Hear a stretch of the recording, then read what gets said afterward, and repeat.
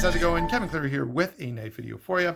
Today we're taking a look at a knife that has been around for quite a while, and one that I was late getting in the first place and been even more late getting to a review, but I really like this knife. And you know, in terms of what is out there for a good quality, enjoyable budget EDC, you know, there are the classics that are around. There's some really nice Kershaws and some, you know, the Rat Model 1, of course, and some budget Spydercos that have been kind of around for a long time and are pretty much go-tos. But in recent years, there's nothing that really pops to me. I guess there's been a couple of steel wills, the Cut Jack, and a couple of others. But this would absolutely be on my very short list. You know, if I was going to do top 3 or top 5 budget folders, this would for sure be on it. And I just want to take a little bit of time to tell you why that is. What is it that makes this knife stand out to me as much as it does? Now, before I get to that, I do want to move the knife out of the way for a second and once again acknowledge Scott Riley for the fantastic background he did here. Absolutely love this thing.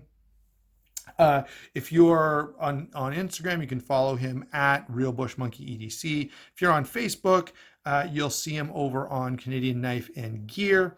Either way, look him up, get him to do some leather work for you, or just give him a follow. He has lots of cool stuff, and you know, he lives one of these crazy lives in the North Woods that many of us would envy. So I'm sure if you talk to him, it's not all fun and games, but nonetheless, great guy, did some great work, and the channel will absolutely benefit from his expertise here. All right, back to the knife. Sorry for that little interlude here, but I wanted to make sure I was giving credit where credit is due. Starting off, what do I like about this? I love the size and weight. So this is just over 8 inches at 8 1/8 inches, 3.5 inch blade, 4 9/16 inch handle. So that's fantastic. There are so many knives out there that have 3.5 inch blades that are longer in the handle, that don't have that really nice efficient blade to handle ratio. This is really good from that regard. The grip area is not massive, but you know, I have reasonably large hands and I can have plenty of space on it. It's about 3.5 inches, and you can see that I am starting to kind of come up here. So I wouldn't want to get too far back here. If my hand was much bigger, it maybe wouldn't work. But as it stands, this is the large, by the way. There is a small version, but considering the large is just kind of the right size for me, I definitely wouldn't want to go smaller. And the weight on this guy is 4.2 ounces, which to me is totally acceptable, especially for a budget knife.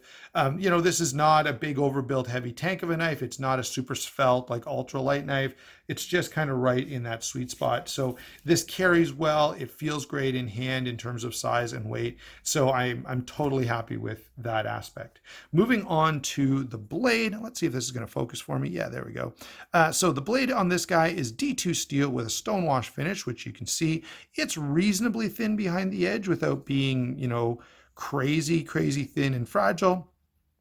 You can see it's a high flat grind rather than a full flat grind. They've done a decent job with the sharpening choil over here, although I don't know, I could have almost asked for a little bit more steel. I will say this, when it comes to ergonomics, there's a fair distance between the front of my finger and the back of the blade. Not the end of the world, but that's not a feature I look for sure. I would have been happier with a little bit of extra cutting edge there. Anyway, not a real problem. Very thin. I love this blade shape with just the gentle drop point. Reasonable blade stock. It's not super thick. It's not super thin. It's just kind of right in that nice area. And I can tell you that in terms of performance, this has done really good for me. You know, the D2 has held up well.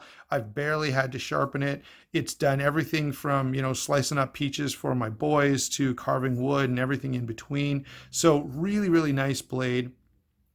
Again, you're going to notice the theme here, guys. This is a budget knife. I'm not in love with D2. I would like to see some other options, 9CR18 MOV or 14C28N, something like that on a knife like this. But D2 is still a good performing steel. Just kind of be aware that it can rust and needs a little bit of protection. So that's the blade. Again, I think you guys are seeing. So far we've talked about size and weight. I like it. We've talked about the blade. I like it. Let's move on to the action. Guess what? Big surprise. I like it. Okay, lock bar is very accessible. This is on bearings, and for an EDC knife, that's fine. You guys have, we've had this conversation before. For sort of a hard use, heavy duty type of knife, I'm not in love with bearings. I'd prefer to see washers, but in this application, I think they're totally fine. And the fact is, I should add that even in harder use, I've had a lot of my bearings knife and I've got them wet and dirty and had, been all kinds of places with them and not had any problems. All right. So that issue of dirt getting in the bearings on a hard use knife is sort of a theoretical issue. And perhaps you could argue, and some of you have argued with me, that, if you're that worried about stuff getting in the pivot, you're probably doing something you shouldn't do with a folding knife. Get yourself a fixed blade. And I get it, guys. I do. All right. But look, in terms of action, the bearings do make this very enjoyable. The detent is dialed in. It is so, so perfect. Highly enjoyable knife to fidget with. So yeah, great detent. Action is smooth and enjoyable. The thumb stud is nicely done. It's comfortable. I can flick this thing all day and not have problems. And the lock bar is easy to access. So really, what more could you ask for? Let's move on to the handle here. This is JG10. I believe this was only available through Drop. If you need that link, go ahead and mention it and I'll throw it in the description. But it's been a while now, so I don't think it's still available. You'd have to request it. Nice contoured G10, and that's going to be something that's available on all of these are going to have this nice contoured G10, which is great. Standoff construction, deep carry pocket clip. Now you can see those screws are not flush fitting screws. I wish they were, but I will say this, in this particular implementation, there seems to be enough space that when I put this in my jeans or whatever I'm wearing does slide right over that without an issue. It is reversible to left side tip up carry, although the lefties that I've talked to, either they get used to a right-handed lock bar, or in many cases they will actually want a full left-handed knife, which is a little bit harder to come by. So that reversible pocket clip thing is sort of, it's okay and it's a decent option, but it's not the greatest thing in the world if you're a lefty. Okay, we've gotten through, all of the features and the construction. The only thing we haven't really talked about is ergonomics, but guess what? I like the ergonomics too. So there really is nothing to complain about with this knife. It's just really well done all around. And so for that reason, it becomes really difficult. And guys, I've got to say, I feel like a broken record here, but I've complained about some of the standard companies, the Spyderco, Kershaw, CRKT, some of the budget stuff that they're offering. It's really hard to recommend, say, a Tenacious when I know this exists. It's hard to recommend, something from CRKT or something from Kershaw when I know that this is around and it's so, so well done. All right, so that's why I say that this has got to be one of the nicest budget EDC knives that's available out there. Now, are there some comparisons? Yeah, there are for sure. The Rat Model 1, yeah, I like the Rat Model 1 a great deal. Does it compete with this? Absolutely, right? Similar construction, similar price points, similar materials. It still feels great in hand. It's a little more hand filling and going to be a little bit of a larger knife if that puts you off. There is the Rat 2, which is a smaller version of this. It's probably closer though to the small Feldspar. So these would be pretty close competitors, and it might even be worth a full comparison video. Let me know down in the comments if you want to see that kind of thing. I've got a few others here.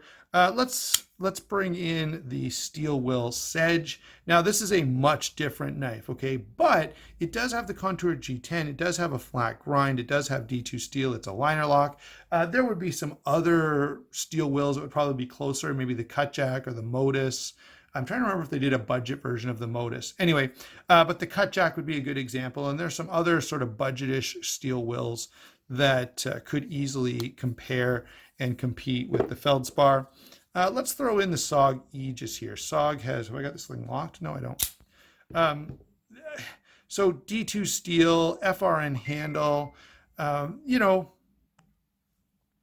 similar feature or similar materials here, a little bit more going on with the Aegis. Certainly the price point is not all that comparable, which again ends up being, points in favor of the Feldspar. Let's throw in a couple of high-end knives just because they happen to be sitting here. Here's the Riot Augustus. And why am I bringing this in? Well, because the action on this and the smoothness of that pivot is really good. Is it as good as an Augustus? No. Okay, but it's so close that you are actually, by buying this knife, getting an idea of, starting to get an idea of what fantastic action is really all about. And then one last knife, since it's sort of the standard by which many knives are measured, folding knives especially, let's throw in the Chris Reeve knives in Cosi there in the Tanto blade. All right, so those are some comparisons for you. Most of them were related. A few of them, especially those last two, were not related at all. But listen, guys, great knife. This thing is an absolute win. And look, I've complained about artisan cutlery before, and CJRB is just not really having a lot of designs that excite me, and I would stand by that complaint. They're still not my favorite brand in terms of design, but this knife is really something special. This is exceptionally well done. And in terms of what's available out there for budget folding knives, this is an easy recommend over many other options. So there you go, guys. Thanks for watching. Don't forget to like and subscribe. Hopefully, if you can use my discount code to find this at White Mountain Knives or over at Southern Edge Knife Works, that does help the channel. If not, I get it. These can be a little tough to come across. As I said, I think they're gone on drop. But do yourself a favor, look for one, pick it up if you like budget stuff. You will not be disappointed. Thanks for watching. Don't forget to like and subscribe. We'll talk to you soon.